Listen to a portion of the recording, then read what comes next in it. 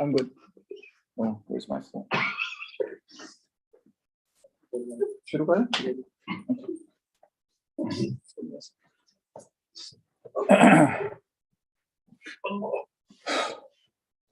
Bismillah ar-Rahman ar-Rahim.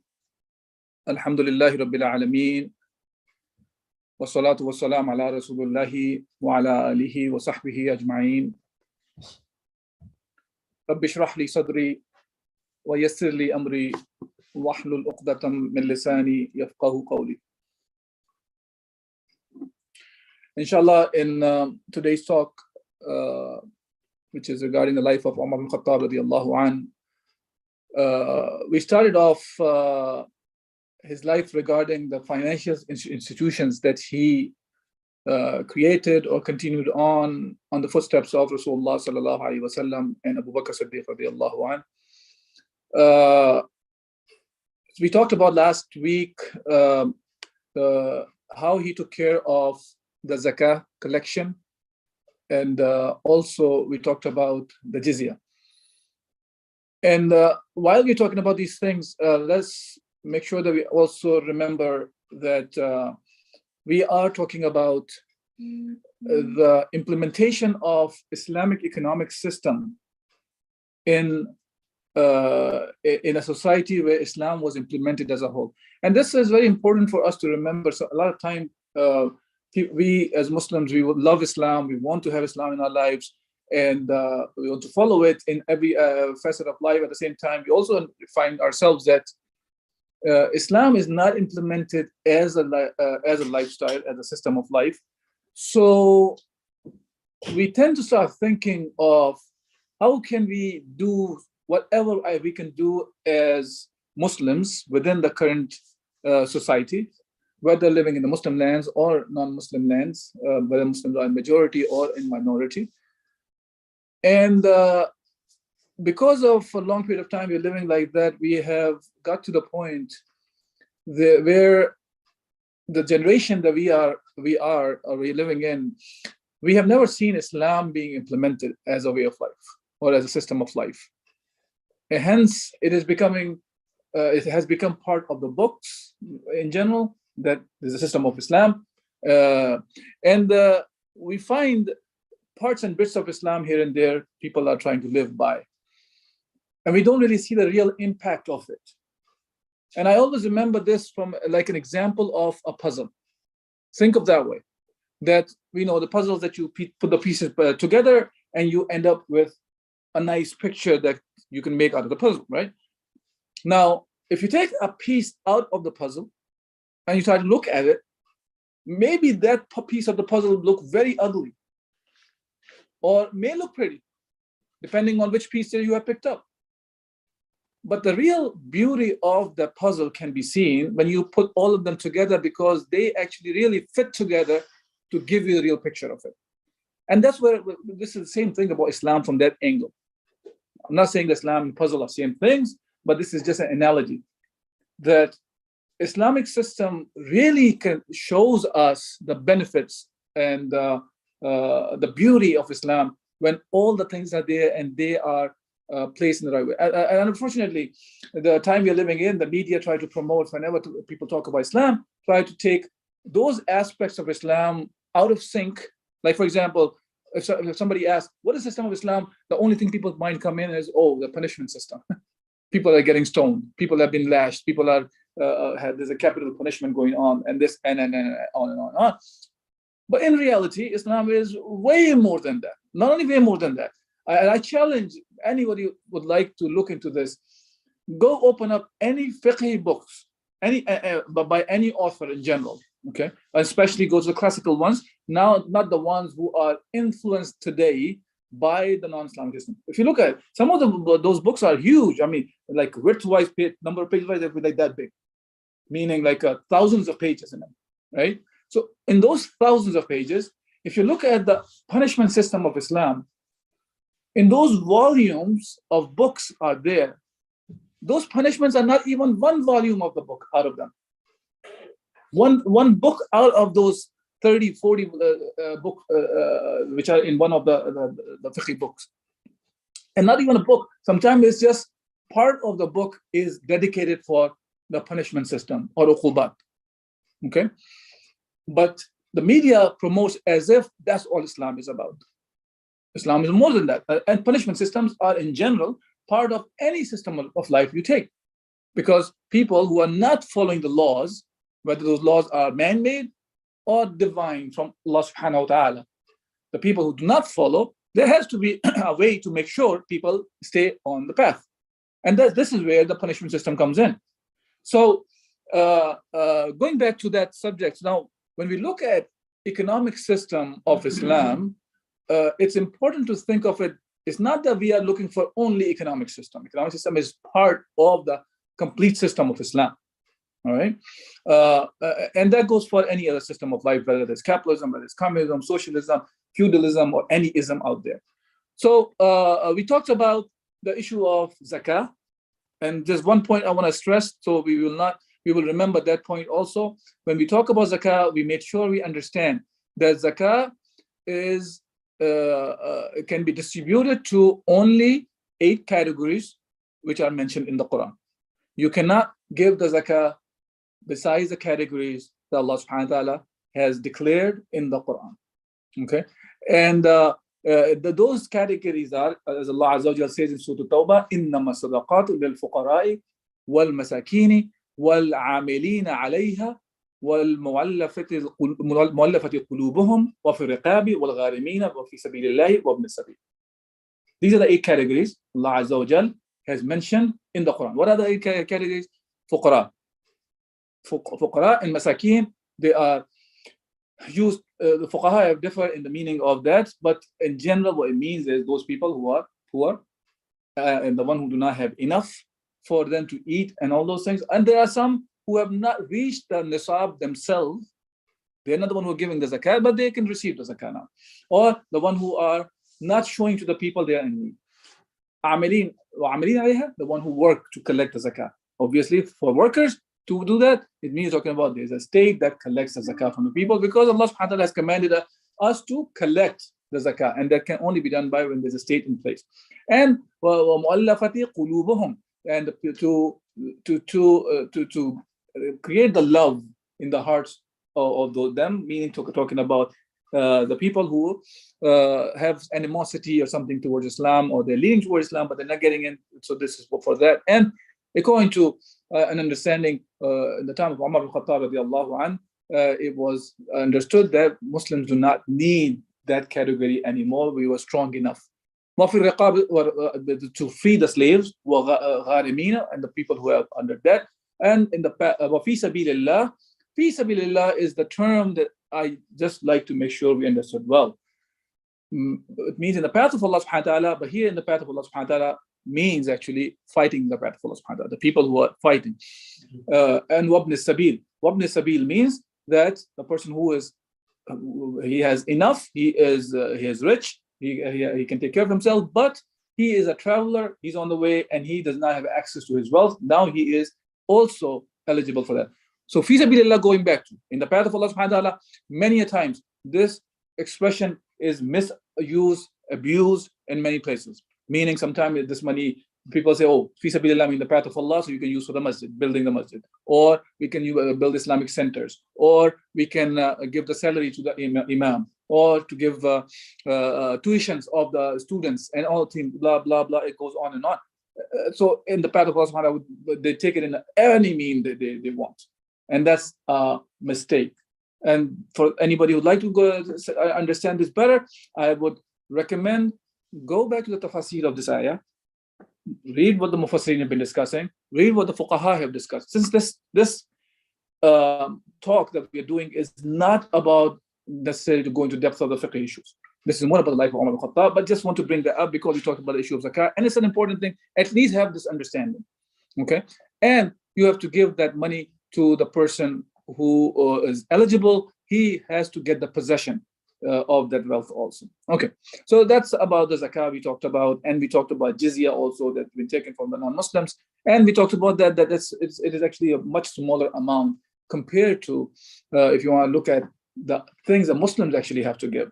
which is the zakah, for example. Zakah is an obligation on the Muslims who have above the belt above the nisab, above a certain threshold. So we talked about all this, and Umar al-Khattab created the offices. They were taking care of that. Now, today we'll talk about kharaj. Kharaj is something which has actually multiple meanings in general, but there are two meanings that has been used, especially by Abu Yusuf, rahimahullah. He has a very famous book called Kitab al-Kharaj. And in Kitab al-Kharaj, he referred to as two meanings. What are those two meanings? The one is everything that comes to the Baytul Mal, treasury of the Islamic State, except the sadaqat. Sadaqat means the zakah, can be considered as kharaj. This is one definition. But more specific definition of the kharaj is a land which is opened by the Muslims, okay, by force or by peace treaty. Those lands are called kharaji land. Kharaj is a specific term which is used for specifically that this is a land.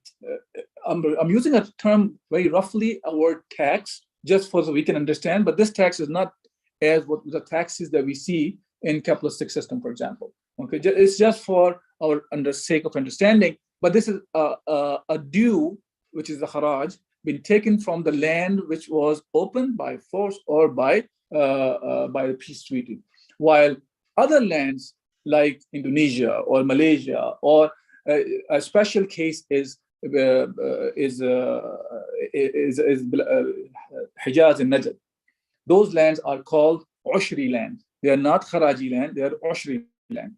And so because they are considered as, even though Makkah was opened by force, to be fair, but it is declared as Ushri land, and the land was not distributed among the people, because otherwise, when you open the land, it is distributed among the Muslimin, like Rasulullah distributed the Khaybar among the Muslimin, or whatever the spoils of war come in, they were distributed among the Muslims.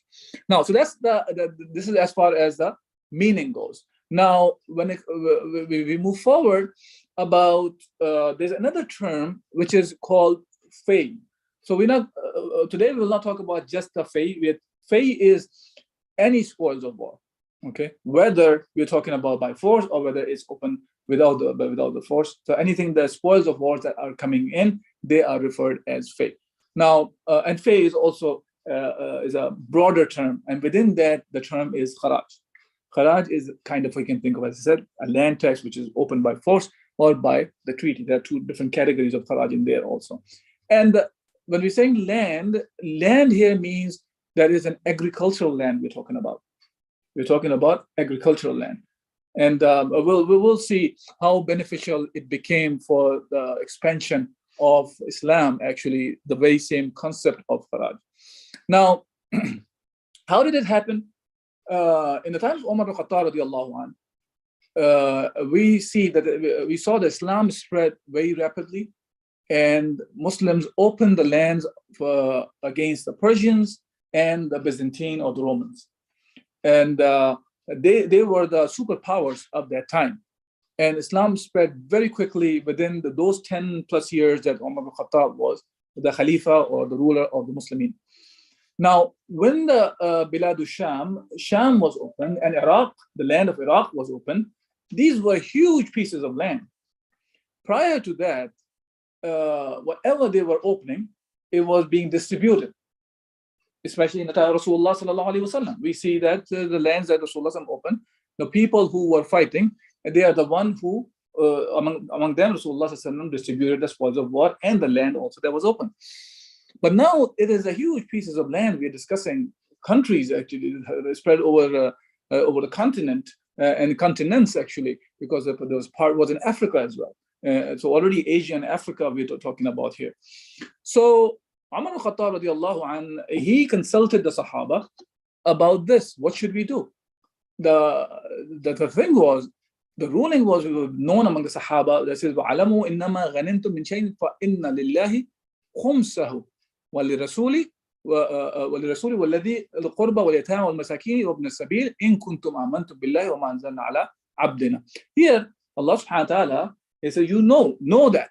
وَعَلَمُوا that this spoil of war, the 1/5 goes to the messenger. And that messenger, which is for لِلَّهِ خُمْسَهُ وَلِرَسُولِهِ, for Allah, for His messenger. And whenever it says Allah and the messenger in here, it means actually the state, the one who are ruling. That's what it means. So, and then this is distributed among who? وَلِذِي الْقُرْبَ وَيَتَامَى وَالْمَسَاكِينَ وَابْنِ السَّبِيلِ. The categories, some of them were already discussed in Sadaqat also, or Zakah as well. So that will be distributed among them. Now, and the other part, which is the rest of the 4/5 we are talking about, was distributed among the people who fought for it. Now, when we see that lands like whole Iraq we're talking about, or Sham, I mean, we say Sham, we talk about Lebanon, Jordan, Syria, and Palestine. All these lands are Sham.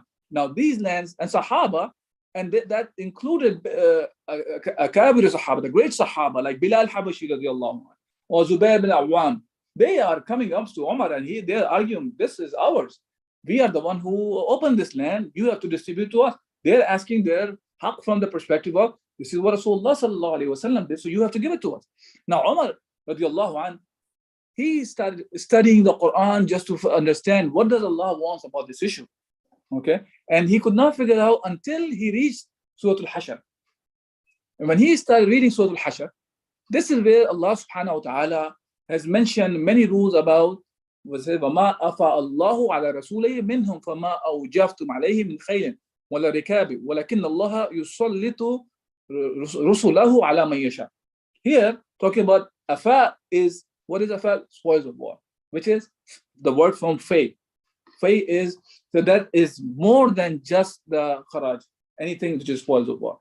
That's what it's talking about. And then it continues, مَا أَفَى اللَّهُ عَلَى رَسُولِهِ مِنْ أَهْلِ الْقُرَى فَلِلَّهِ وَلِرَسُولِهِ.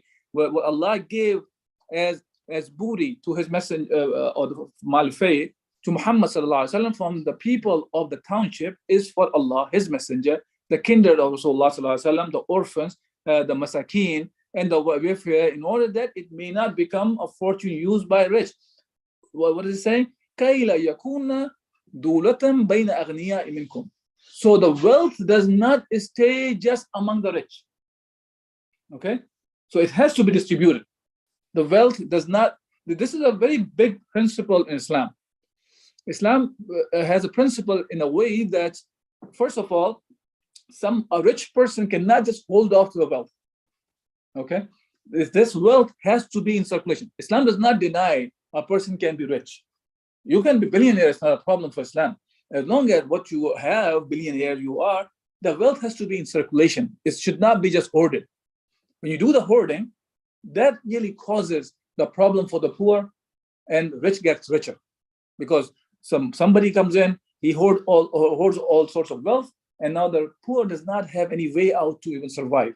And he's willing to give up anything, whatever he has at any rate, because he wants to survive. And the rich will come in and buy off at a very cheap rate. And then he will have more and more control over, because he's not letting the wealth circulate. When the wealth circulates, it creates economic opportunities. And people are willing to circulate the wealth, and that helps the money to circulate, and that distributes the money among the people as well. Okay. And then it goes on, وَمَا أَتَاكُمْ الرَّسُولُ فَخُذُوهُ وَمَا نَهَاكُمْ عَنْهُ فَانْتَهُوا. And whatever that Rasulullah sallallahu alaihi wasallam give it to you, commands you, take it.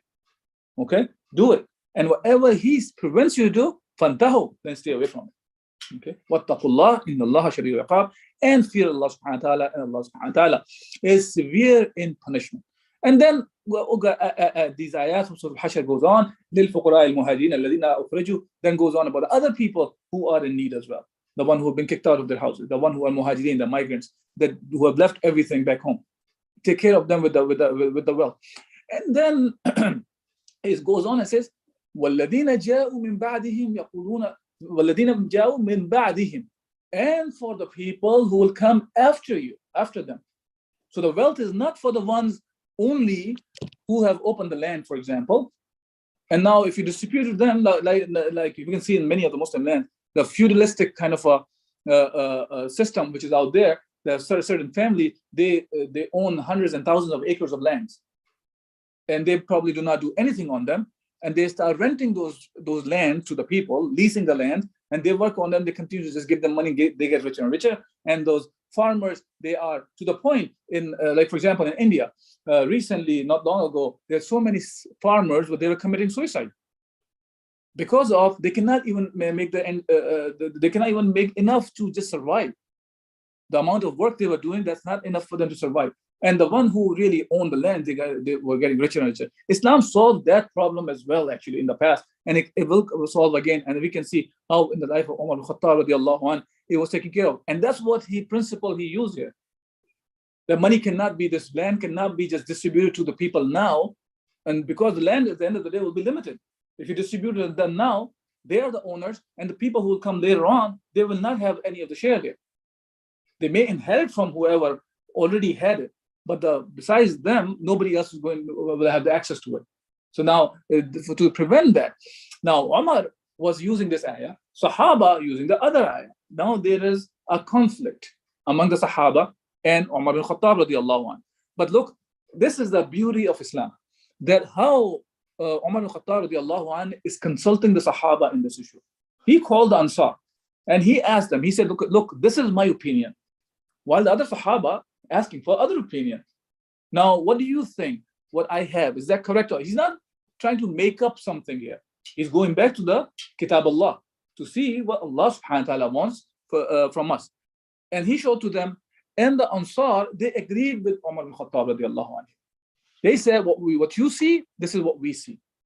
And this is the right opinion to go along with.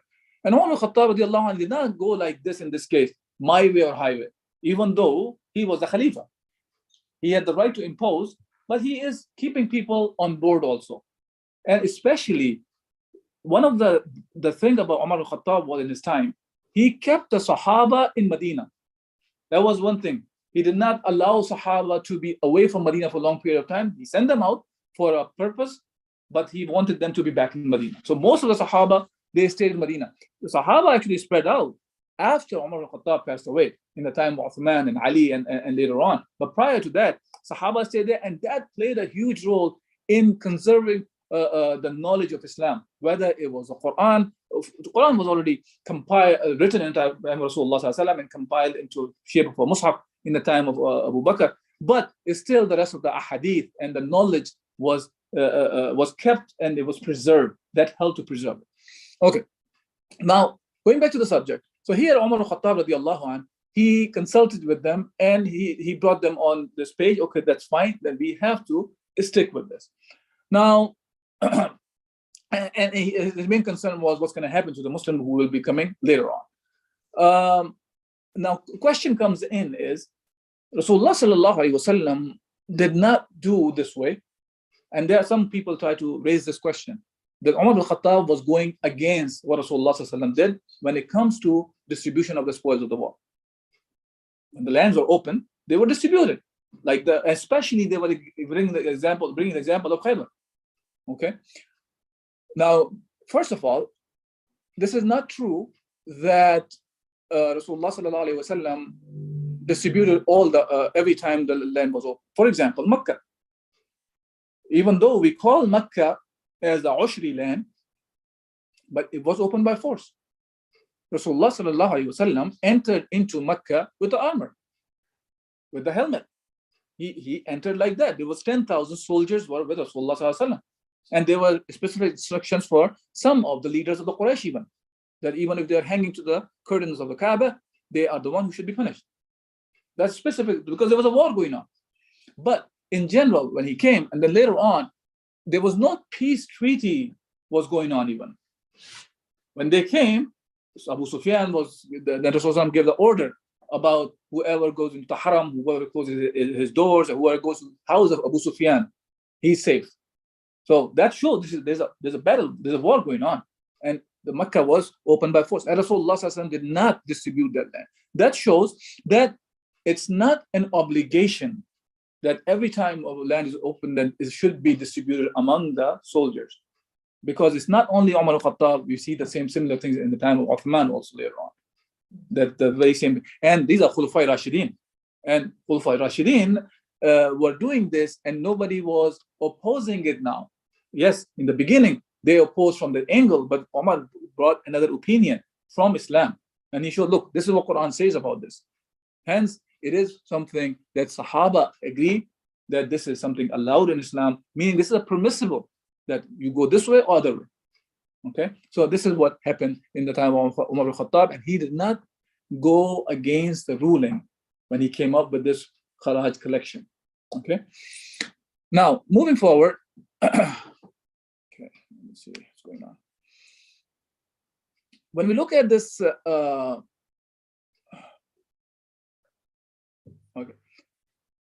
Now, this how this Kharaj principle or this dues that were collected from the land was implemented in the time of Umar al-Khattab.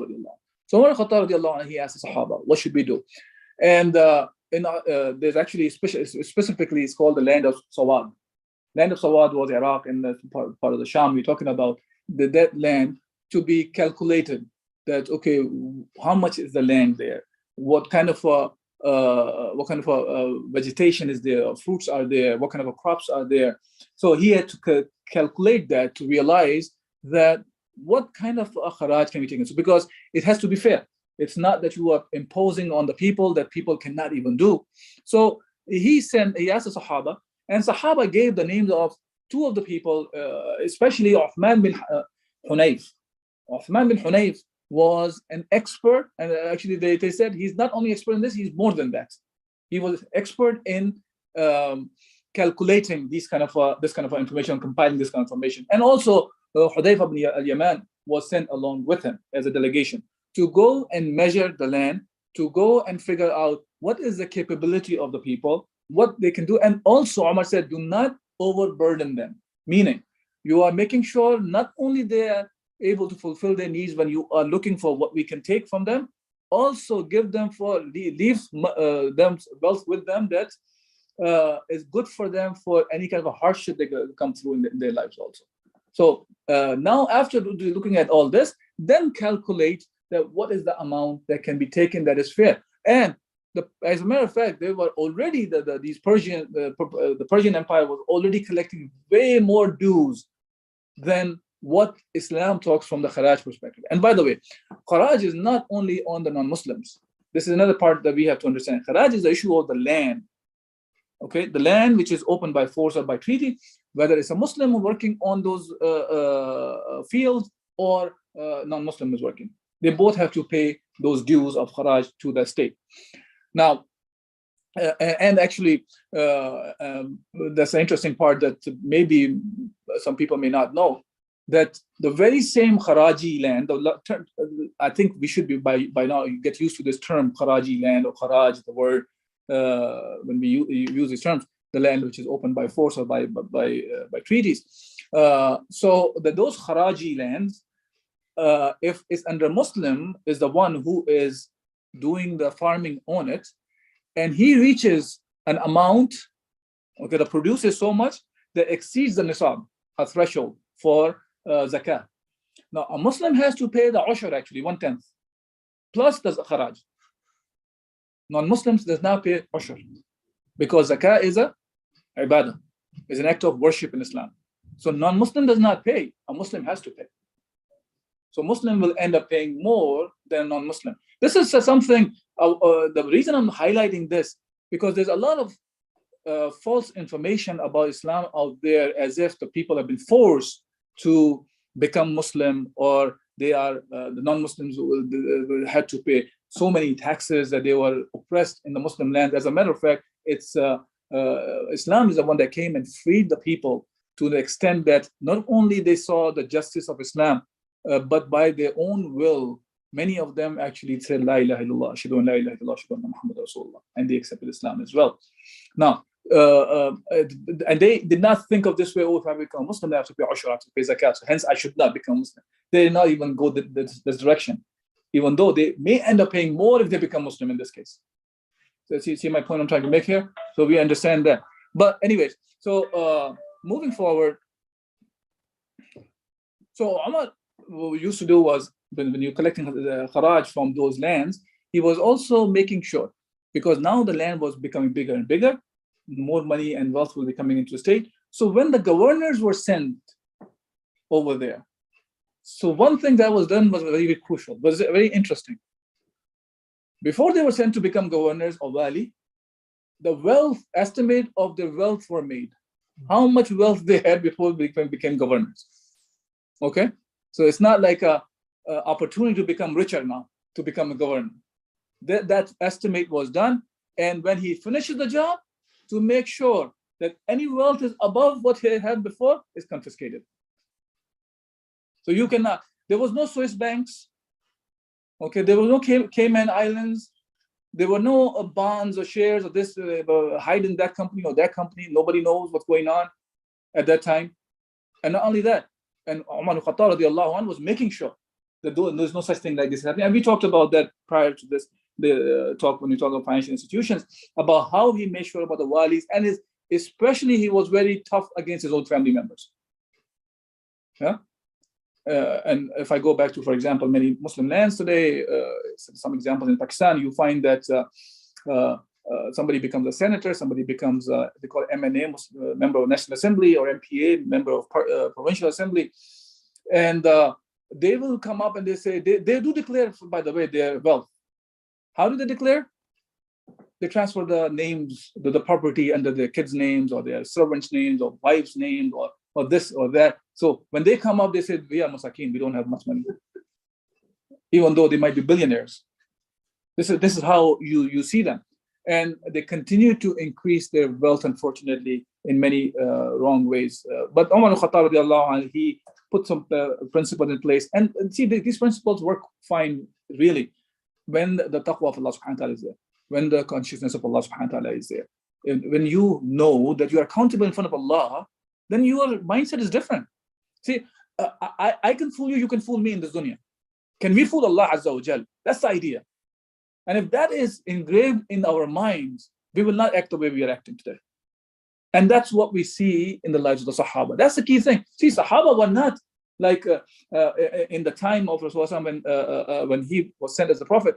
Arabian Peninsula, Jaziratul Arab, they were nobody. Those people were actually nobody. The superpowers were Persians and Romans. They were not like to say, when we become technologically ahead of all, then we were going to go do all these things. Or when we have bigger army than the Romans and the Persians, then we're going to do something. We don't see any of those things. The thing that really made them powerful is the real belief in Allah Azza wa Jal. The taqwa of Allah subhanahu wa ta'ala, the fear of Allah Azza wa Jal, the consciousness of Allah subhanahu wa ta'ala, to understand that I am accountable for whatever I am doing in front of Allah. I have to die one day and I have to be in front of Allah subhanahu wa ta'ala. This thought is enough for the person to be on the right track. But if this thought is engraved correctly in the hearts and minds of the people. Okay, and that's what we see in the Sahaba's life. Now, what is the impact of all this, of the kharaj that happened? So I'm not going into too much detail of it, how much really exactly kharaj was collected, but impact, look at the impact of that. That it actually destroyed the whole feudal system that existed at that time. The feudalism that existed. Somebody has owned thousands and thousands of acres of lands, and then people are just either they are servants to them. Servants is one aspect of it, but they're leasing, renting the land, and those poor people, they never make it their ends and means. And today, the very same thing is back actually. After colonialism, the Muslim lands are under the feudalistic kind of laws. And there are people and the brothers who are from different parts of the world, they know in their parts of countries how the things are. So this feudalism was gone because in Islam, the way it works is this. If you can farm the land, you can farm the land, it's yours, that's fine. You pay the kharaj, and so there's the ushr and all those things, but this is your land, you do the farming and you take the produce out of it. Okay? And if you don't do it yourself, then for 3 days, according to the hadith of Rasulullah, if you don't do it for three years, then for 3 years, if you don't do it, the land is barren like that, sitting there doing nothing, then anybody who comes and farms, the land is his. He can produce on it. See, now today what happens? A person who has thousands of acres of land, obviously he cannot farm that much of land. It is allowed, it's Islam, you can hire employees, work for you, but employees, you have to pay. You have to pay a set amount, no matter your production happens or not happens. But in the least situation, the person who's the feudal lord, he is making money no matter what. And that's why Islam prevented, and this destroyed the feudalistic kind of systems. Okay, other thing happened was that for these Byzantines and Persians who were ruling those lands, actually the people saw the justice of Islam. They don't want these people now anymore because they felt, okay, Islam gives us them, because Islam came and actually gave the lands to the farmer. You go work on it. This is yours. Whatever you produce is yours. So that helped also. And also, when Umar Khattab, he developed this idea of Kharaj. Look, one point he made about Kharaj was, if we distribute the wealth like this, the one who have fought, what about the state that has expanded? Who's going to defend it? Which is called, what is the term? It's called Rawabit, yeah? The people who are guardians, or the one who guard the frontiers. Yeah. So these people, how are you going to take care of them now? Because they're not necessarily fighting directly, they are the protectors. In some cases, they may fight, or their families who have died, being the one who were in the front lines or frontiers that are guarding the borders. So this Kharaj money that was coming out, it was going to all the people then. The goods that were coming out, that was getting distributed among all the people who are in need of the wealth. Okay, so as far as the Kharaj goes, I will not go into too much more detail of the Kharaj. Inshallah, we'll stop the talk here. And we'll talk about the Ushr and other sources of wealth that comes into the institute, to the treasury of Islam, and what Umar al-Khattab did to create different financial institutions. Inshallah, we'll talk on next week's talk. But if there's any questions or comments regarding today's talk, inshallah, I will try to answer them.